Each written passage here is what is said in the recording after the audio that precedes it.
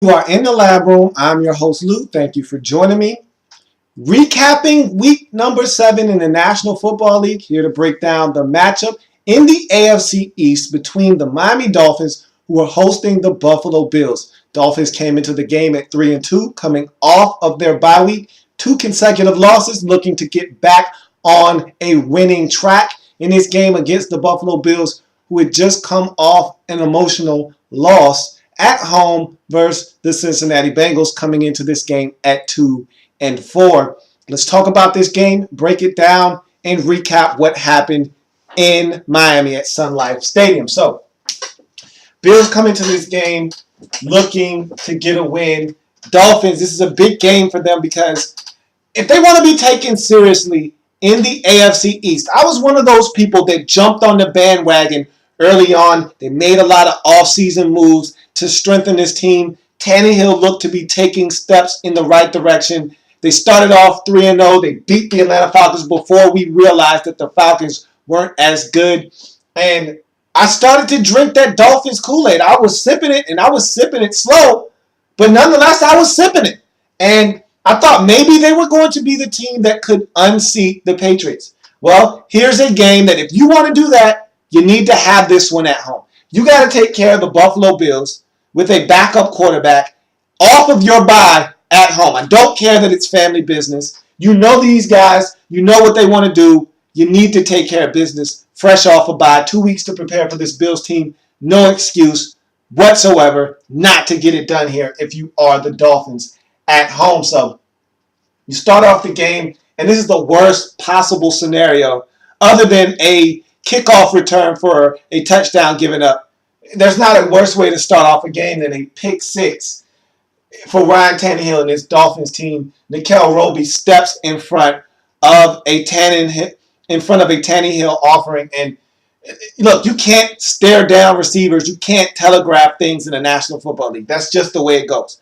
Guys start reading your eyes, and you're telling them where you're throwing the football, and then you delay, and then you try to get it there. They're going to jump the route, and it's 6 the other way. Nikhil Roby did exactly that. He sat on the route. He read Tannehill's eyes. It took him directly to where the football was going to be delivered. He picks it off. It's 7-0 Buffalo early in this football game. You look at, and see, these are one of those hidden yardage type of plays that you don't talk about. It doesn't show up on the stat sheet, but it's a game-changing play. Huge illegal touching penalty that negates a 74-yard punt leads to a Fred Jackson rushing touchdown. It's 14-0 Buffalo. Great drive by Thad Lewis. Look, if you're a guy on special teams, if you're a special teams player in the National Football League, you got to think with your brain. You got to think. You got to use your brain at all times. And sometimes you say, okay, well, think with your brain. That's easy. What else are you going to think with? Sometimes I'm not sure if guys are using their brains when they're on special teams. Because if you go out of bounds, you know the rules of the game. You can't be the first guy to touch the football. So don't. Trust me. If the ball is bouncing on the ground, there will be other teammates that can come. It seems like every special teams guy wants to be the one to say, hey, I stopped the ball. I downed the football. Be a team player. Do the smart thing. Don't touch the football. Here, this was a great punt. And you were going to pin the Buffalo Bills deep after having poor field position yourself. 74-yard punt, pinning the Bills deep in their own territory. You can't ask for it to be done much better. Instead, you touch the football, being the first to touch it after being out of bounds. The Bills elect to have you re-kick it. This one goes maybe 35 yards, if that. It's shanked, not the same type of punt. And the Bills take it and go down the field and get a touchdown.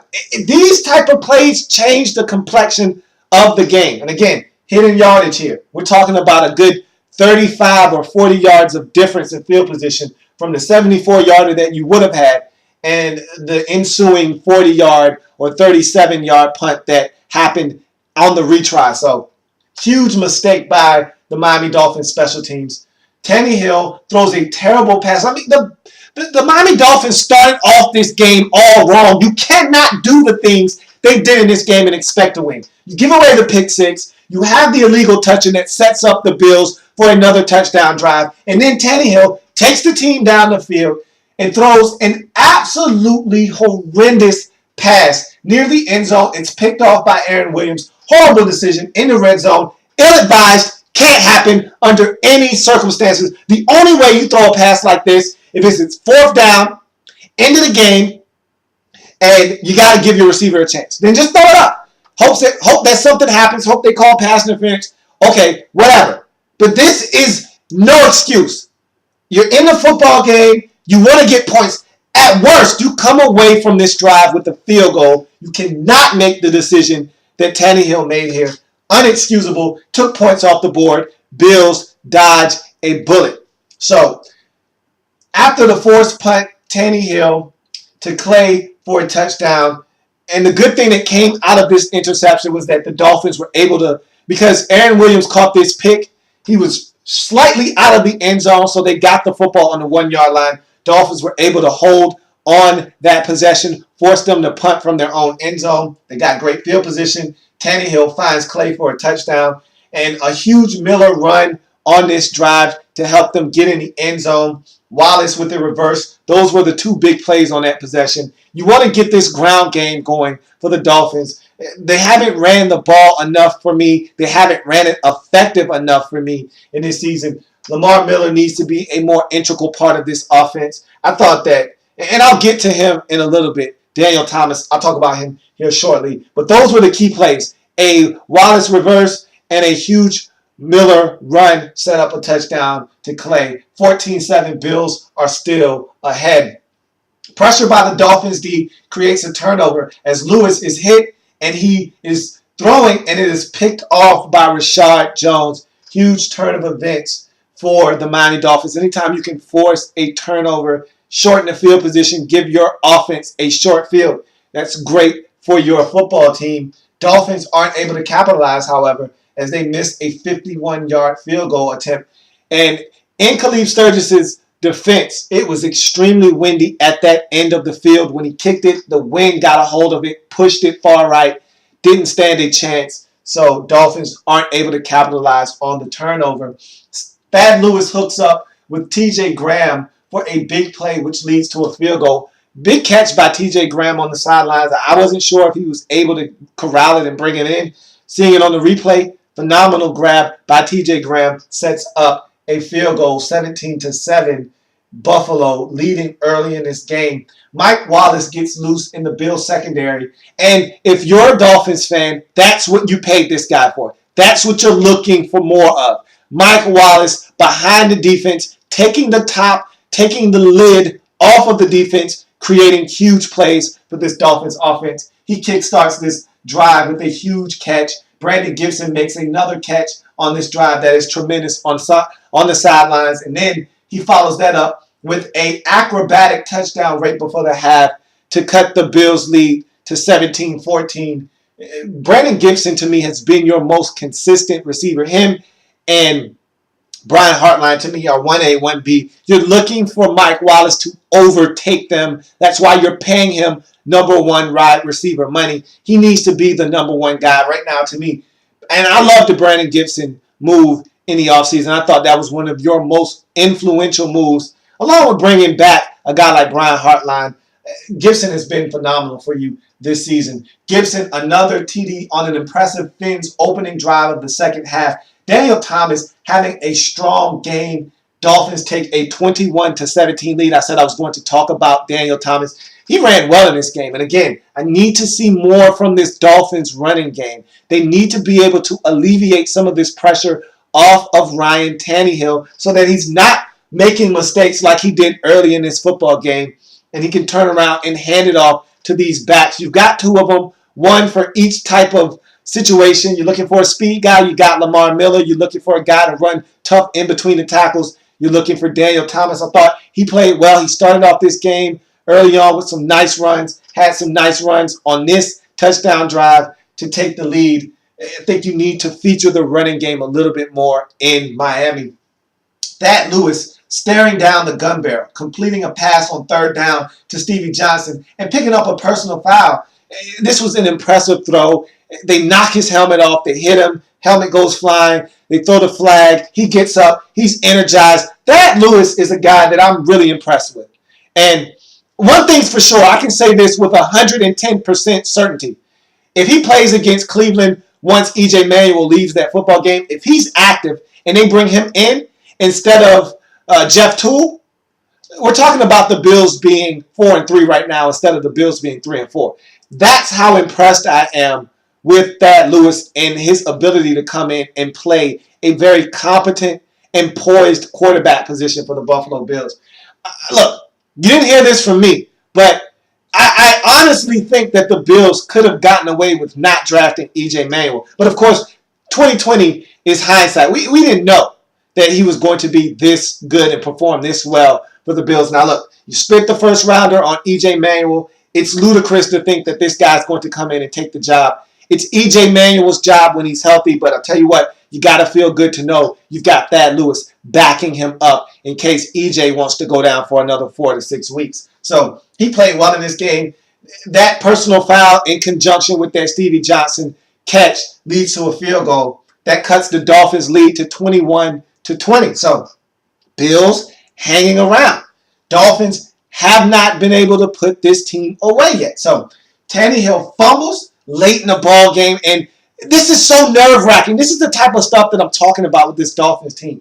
Tannehill must be stronger with the football. First of all, he needs to be more cognizant of the rush around him. Know where guys are, feel the rush, step up in the pocket, know when you need to put the ball away. He has to be stronger with the football when he's in the pocket. He's too loose with the football.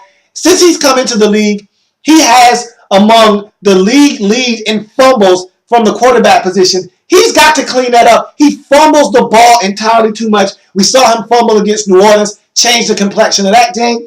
We saw him fumble against New Orleans, change the complexion of that game. We've seen him fumble in this game, and this was the backbreaker in this football game. Without this fumble, I don't know if the Bills win this game or not. But he fumbles the football. Bills recover, leads to the game-winning field goal, and it sucks that you got to see Dan Carpenter come back and stick it to you. He had about 3 field goals in this game, none bigger than the final one that gave the Bills the go-ahead score, 23-21. You still had an opportunity, though. You get a nice return from Thigpen, who races out, I want to say about a good 46-yard return. You're right around midfield. Tannehill misses Brian Hartline. Oh, come on, Ryan. This is your chance to redeem yourself. It wasn't the best, pocket, and he was off balance, and he had to move and elude a couple of rushers. But look, you get a guy open at the end of the ball game, you got to hit him. And Tannehill had Hartline open for the game-winning score, and he missed him. He absolutely missed him. And the Bills are able to get it done. First, the Miami Dolphins on the road, 23-21, taking their record to 3-4 in the season, dropping the Dolphins, who were once 3-0 on this season, to 3-3, 3 consecutive losses. This one, inexcusable. If you're the Dolphins, you're coming off a bye. You got to get this one. It's a divisional game. You have hopes. You have aspirations of winning the AFC East. Then you got to beat the Bills at home. It's a divisional game. You got to have this one. You got to have this one. This game, to me, shows me that the Dolphins aren't quite ready for the show yet. And as bad as it pains me to say that, because this team is talented. That's what's frustrating. They've got guys on the defensive side of the ball. Rashad Jones. They've got guys like Cameron Wake. They've got guys that are playing out of their mind like Jared Odrick. And yet, offensively, and you look at some of the off-season acquisitions like L.A.B, like Phillip Wheeler, and these guys are playing ball. You look at the offensive side, and Mike Wallace has to continue to step up. He's starting to play better. You got Brian Hartline. You got Gibson, who is playing some good football. Charles Clay has been a nice piece for you at the tight end position. Deion Sims, you're still working him along, but you have pieces. You've got Lamar Miller. You've got Daniel Thomas. You need to run the football a little bit better. This offensive line has been a disappointment, a huge disappointment. You traded for Bryant McKinney from the Ravens. I don't really know what that does for you. I don't know what that does for you, but you're grabbing, you're searching, you're grabbing for straws now. And I understand, but it's disappointing because this is a game that you were supposed to win. and you let it slip away, and inexcusable at home. Bills get it done. They go to 3-4. Dolphins drop to 3-3. Tough loss to swallow. It really is, because now you got to go to Buffalo. You still got New England twice. And you got to find ways to win games like this. You let this one slip away. It's going to be tough to find yourself in the AFC East race when it's all said and done, when you can't get it done at home versus the Buffalo Bills. And not to take anything away from Buffalo, not to demean the Bills or knock them. But if you are at home and you're coming off a bye, you got to get it done. You think you're the better team? Prove it. You didn't do it. So that's going to do it for me here on this recap of the Bills and the Dolphins. Thank you for joining me. If it happens in the National Football League, whether big or small, we cover it all here in the Lab Room. I'll be back to break down the rest of week number 7. See you in a little bit.